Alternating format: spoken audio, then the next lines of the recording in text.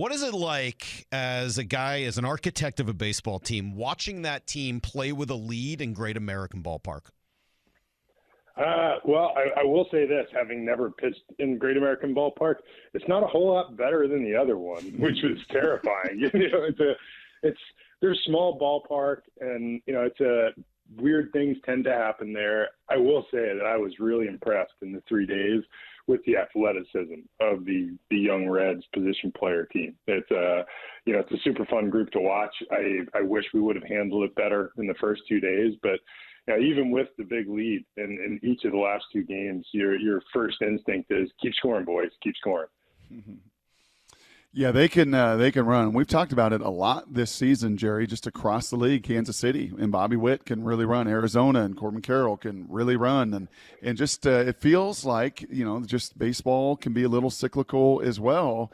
It just feels from afar, you have all the numbers inside, that just the game's athleticism and speed, I can't remember here, certainly over the last decade or so, a time when there's been more just pure raw athleticism. Well, I mean, certainly not that I can recall, but if I go back, on the Wayback Machine and think about watching baseball in the 80s and, Yep. The fun teams that were playing at that time with the speed element, and I thought last night on the broadcast, I think it was Goldie who brought it up. We have, I think, the only American League team, or now that, one of two American League teams with 325 homer hitters.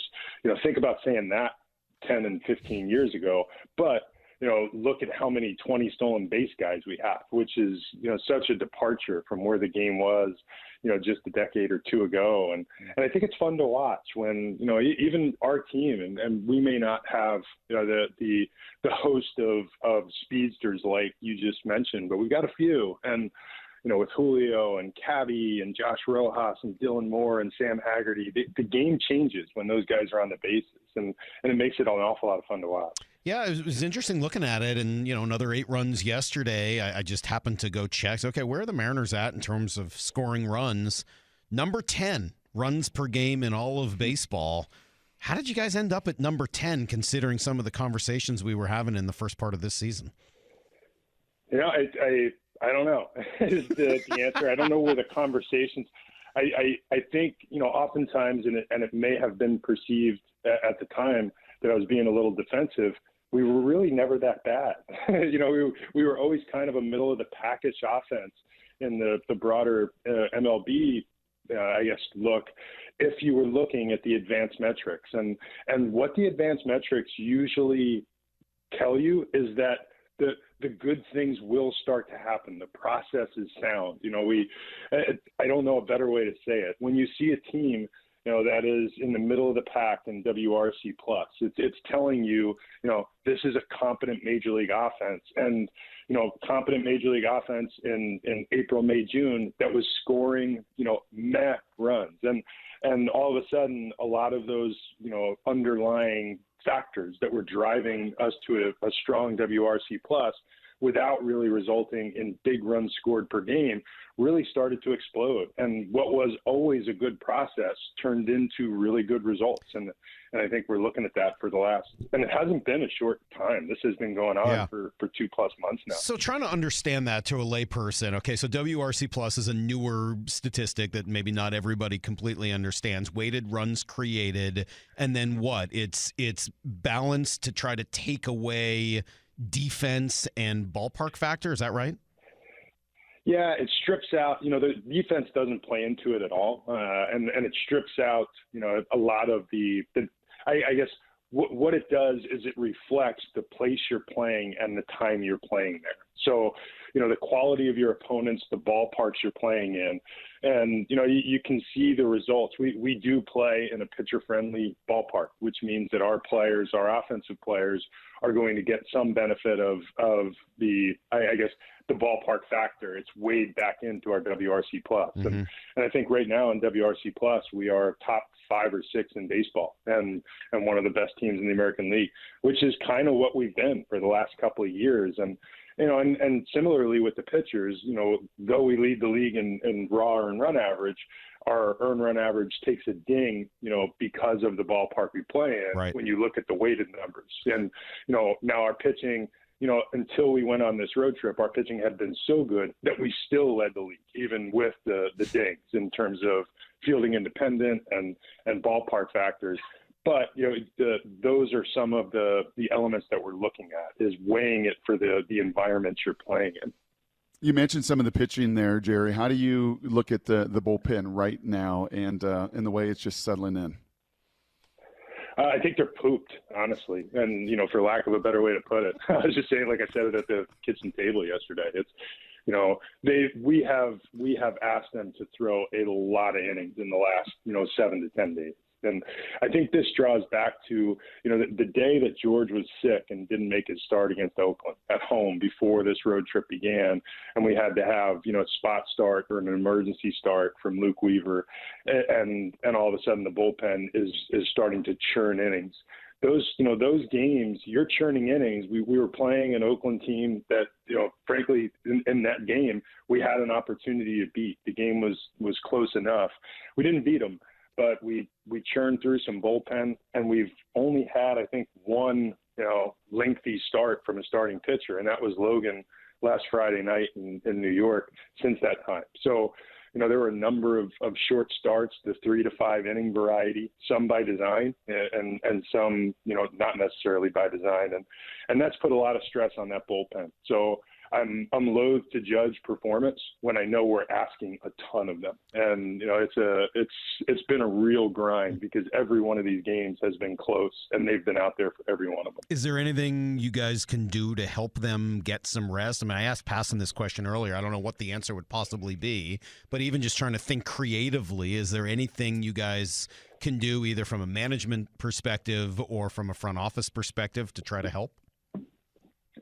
I wish there was an easier answer to that question. With some of the new in this CBA and with some of the new rule changes on, as far as roster construction, with limitations on the number of pitchers, in addition to limitations on the number of players that are called up in September. It's just 2 and only 1 can be a pitcher. So it really gives you limited resource. And right now, the pitchers that we have that are optionable up and down have been really strong contributors for us. And we're loath to lose one of those pitchers for any length of time. If we send one down, like we saw this week in Cincinnati, and I hate to express this as it was an advantage, but Cincinnati was able to use the IL because they had a number of COVID cases. I understand. And that's a different type of IL with different rules to manage it. But if we were to send a pitcher out, we lose that pitcher for 2 weeks before they can come back. And, with just the 3 weeks left in our season, that would be a very risky proposition. So the answer to the question is, score a bunch of runs, guys, and hope our starting pitcher pitches deep tonight.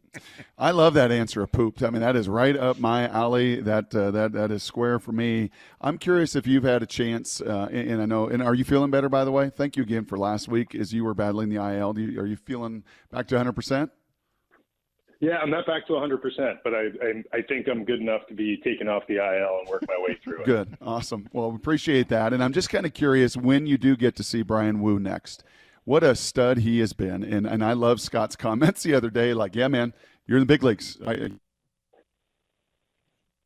Carry out your role. You've got to do your job and eat up those innings. But as a guy that must also be pooped in a place that he has never been before, when you do get to see him kind of face-to-face, what will be some of your words and encouragement here down the stretch? I think he's learning great lessons, and that's the point with trying to manage these young pitchers through the long season. We could have managed this in a way, and this goes back to even 2021 with Logan Gilbert. We could have managed this to a specific inning mark, where we just shut them down when they reach that spot. But it's not conducive to stretching that pitcher out and teaching them how to get through the long season. And right now, Brian's learning those lessons, and he's learning those lessons, frankly, without ever really having gone through that in the minor leagues. So he's doing something on many levels that he's not done before, and he's kind of unique in that way. And I think he's done an awesome job with it. And we're trying to be, very careful in how we manage it. We'll try to get creative this week in how we manage, his next start. And like I said throughout, the biggest thing for us was managing what I would say is a traditional 5-day rotation. So when the starting pitcher is pitching on the 5th day after 4 days of rest, we want to minimize the number of times that's happening with some of our young pitchers, and and Brian is certainly at the top of that list. Jerry, what I don't know how many new ways we can find to ask about JP and what he's done this year. It's really been incredible to watch. But I guess this week we saw a little bit about the hard hit rate and how he went to Driveline in the offseason with the goal of trying to improve that hard hit rate. How has it been so effective? How has he been able to just improve how hard he hits the ball? Well, I think the efficiency of his bat path is way better than it's ever been before. And, this is going to be nuanced, but JP's been on our team for a number of years now, and you've seen him take, what could be thousands of at-bats if you watch us, day in and day out. And he had a tendency to really wrap his bat, to get tilty at the top of his bat, and it would create a longer swing path, and longer swing paths naturally take longer, a longer period of time to get to the ball. And to JP's credit, he went over with the guys at Driveline, created a more efficient path to the ball. We don't see that same tip or that same length. His bat speed has increased a ton over the course of this year. And when you're swinging with a more efficient path and a faster bat, JP's always been able to barrel the ball, and he has always had excellent pitch selection. It's again, underlying process. JP's always been, like the average to above average offensive player when you look at all the underlying, elements.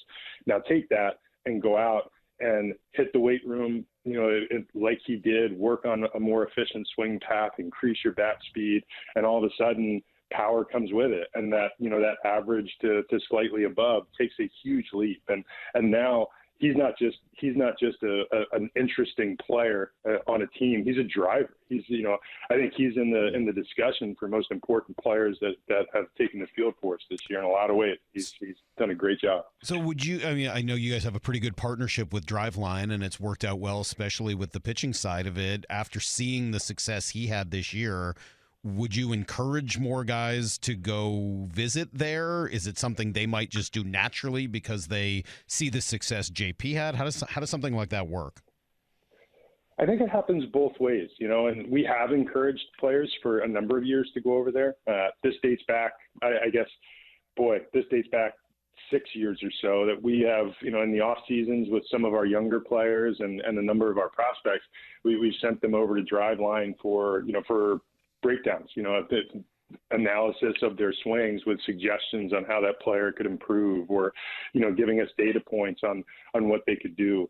Driveline does an amazing job of providing you with a blueprint of what's happening with whatever your specialty is, your delivery, your swing. And, now take that and give it to really smart people with good coaching skills. And the most important thing is, like with JP, it always works better when the player wants to. And it's not, the organization pushing them to do this. JP wanted to do it. And, he, like others around the league, it's as much as, Driveline has generated a really positive, impact around the league.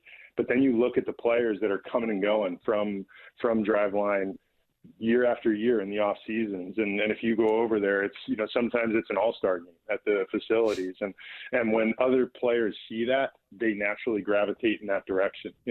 Success begets copycats, and, we want to go and experience what they're experiencing. And right now JP is really reaping the benefits of wanting to be there. How's that Kelnick guy doing down there in Tacoma? And I'm seeing him play a ton of right field. Appears to be raking, and it's JK always, he's in his time in the minors, we've always had him play, all the outfield spots. When he's back here in Seattle, he will play primarily on the corners. And, like the way we've used Dom Canzone and Cade Marlowe, and particularly here where you're seeing Teo get a few more DH days to try to keep him fresh and on his feet. There'll be a nice rhythm to the way Scott's able to move the outfield around if there's an opportunity to get all those left-handed bats in the lineup. So It appears he's raking. He looks comfortable. The post-game reports have been really solid. He's only been at this for about a week now. So the fact that I think last night was his best night, and I believe he's right now rocking something around a 1,400 OPS in his short stint in AAA. And I don't suspect it's going to be too much longer. And, it could be any day now. It's also, we're 3,000 miles away with a travel day, so I'm not certain that the appropriate thing to do is send him across the country to join the club. But minimally, I think you'll see him next week. What did you make of his response and quotes to Daniel Kramer the other day, taking responsibility and talking through how much he learned throughout this situation? I think JK has been really mature in how he's handled this from the very start. He was really you could see in how emotional he was when you found out that he had the broken foot, that, he put himself and he put the team in a tough spot. And I don't know that anybody wears that type of thing any tougher than Jared. He's such a competitor. He is a really thoughtful guy. And I thought, from the time he met with the media after the initial event, and how he took responsibility for his own actions, and then coming afterward. And you don't want to see any player miss time, with a self-inflicted injury, especially, when during that time, it would have been really handy to have him in a lineup. But if during that time you've got a young player who's learned lessons about how to manage, himself and his emotions moving forward, I think that's a win. And, we've been able to weather that storm offensively, and in many ways we've been in as good a place as we've ever been. And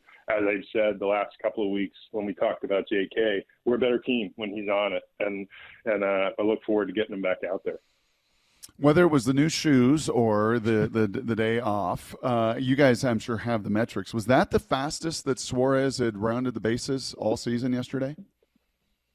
I didn't look at the metrics, but my eye told me yes. And we've talked about the fact that it would be beneficial for Gino to have a day off for a couple of weeks now, really dating back to the last road trip. And he's such a gamer, and it was a goal of his to play in each game. And with the late defensive substitution, he still played in every game. He just did it in a different way. But just getting the day off your feet, having a chance to work in the cage with the hitting coaches without knowing that 4 or 5 at-bats are waiting for you when you walk out the door. You don't have to go through your normal pregame routines. You can just go focus on a practice day. And I think, unlike any other sport, it's a really weird thing. Baseball, the ratio of game time to practice time is so lopsided when you look at it versus other sports. And other sports, you get a ton of practice time leading up to a game or an event or a match. In baseball, it is far on the other end of the spectrum. With a 162 game season, you wind up channeling a lot of your energy toward game time. And the pregame stuff is very, let's call it, it's preparatory. You're just going through stretching and easy work, BP on the field. It's not true practice. And the chance to just unplug for the better part of the day and plug into practice and focusing on making something better, which I think Gino did take that opportunity and ran with it. I've been pretty interested watching Dominic Canzone over the last couple of weeks and his swing and, trying to figure out where he goes from here. What is the upside of a Dominic Canzone? When we got Dom, our belief was that we were getting a guy who could do a little bit of everything. And the biggest appeal was that we thought there was real power to tap into. And it's his swing is very, we'll call it very NPB. He uses a lot of the same techniques in loading up his weight and coiling. When you get on top of Dom, he's not the most, he's not the 6'5", it's not Giancarlo Stanton, but man, he can really whip the bat and hit the ball a long way. And I think we're seeing that. He reminds me a good deal of a guy that I had, a couple of times, but most notably in Colorado by the name of Brad Hawpe, who had a pretty good career. And it's, he has shown us the ability to get to any fastball. He has shown us that the ball up or the ball down is a ball that he can drive in the gap or out of the ballpark. He's got really good bat speed. I think the fact that he, we talked about JK playing right field. Dom's played a lot of left field, which is not natural for him. Most of his time in the minors was as a right or center fielder. So, I think he's done really well in checking the box of does a little bit of everything. He puts a ton of balls in play. He doesn't strike out a great deal. And, while he's not a gaudy walk totals guy, he does have a feel for putting the ball, in play and creating action with it. And he's been a nice addition for us. And truly, over the course of this last, let's call it 5 weeks, with Dom and Rojas, and I guess now Dom's more closer to the middle of the lineup. But what they've done to lengthen our lineup has been meaningful for our team performance.